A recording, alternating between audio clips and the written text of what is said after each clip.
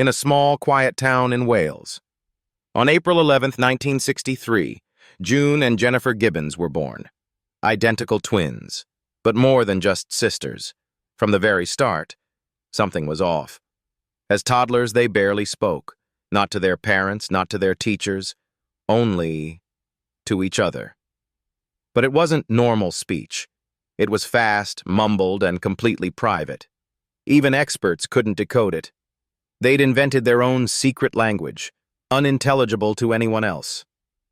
The world watched and whispered, because these girls weren't just close, they were inseparable, unnervingly so. At school, they walked in perfect sync. They mirrored each other's movements, blink for blink, step for step. If one laughed, the other did too. If one was hurt, the other cried. Attempts to separate them failed. They'd freeze, stop eating, go completely catatonic, until reunited. Psychologists called it selective mutism. But this wasn't silence out of fear. It felt deliberate, like they were hiding something behind their quiet eyes. As they grew, so did the darkness. By 14, they withdrew from the world entirely, locked in their bedroom. They wrote stories, journals, obsessions, filled with twisted tales of lust, control, and death.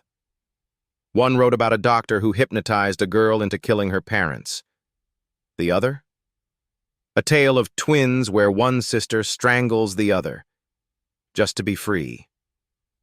Their writing revealed what their silence had hidden, a war, inside their minds and between each other.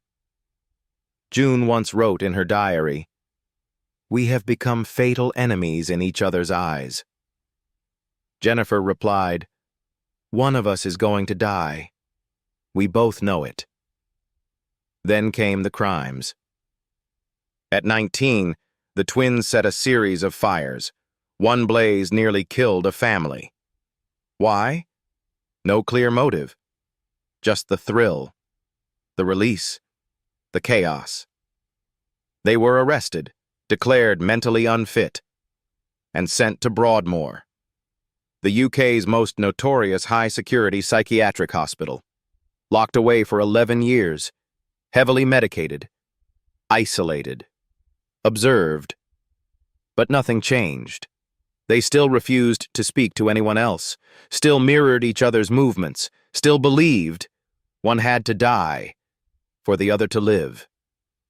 And then, just days before their scheduled release from Broadmoor, Jennifer said something chilling. "I'm going to die." She told June, "You're going to be free." She was calm, certain. On March 9th, 1993, while being transferred to a lower security facility, Jennifer Gibbons collapsed in June's arms. She died later that day. Cause of death? Acute myocarditis. Sudden inflammation of the heart. No signs of drugs. No prior illness. No explanation. Just gone. The doctors were stunned. June wasn't. She whispered, "She gave up her life for me."